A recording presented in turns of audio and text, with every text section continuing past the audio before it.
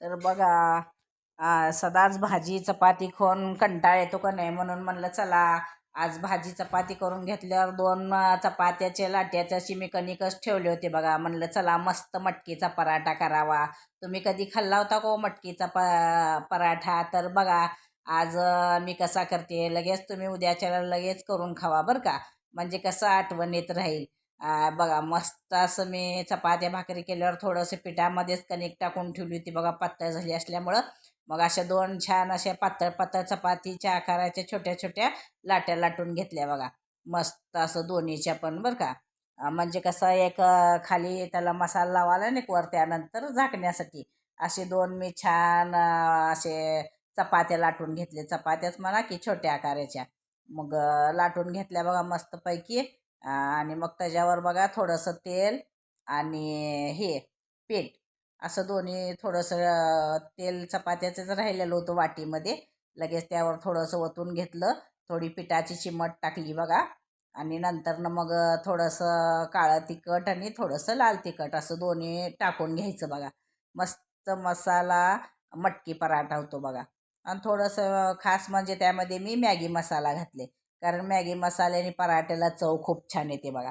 कोण कोण असं पण मसाला पराठा करतात, पण मी मटकी मसाला पराठा केला आहे बघा. मग ह्याच्यामध्ये तयार झालेली मटकी टाकली होती मी. मस्त मध्ये असं भरून घेतली.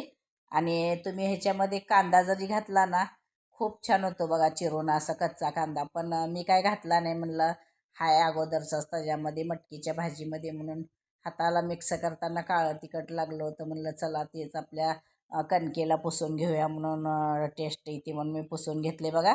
थोडंसं हे करून अलगद हाताने आपला पराठा छान मस्त असं एक 2 ते 3 मिनटं लाटून घेतला सगळीकडनं असं सारखाच.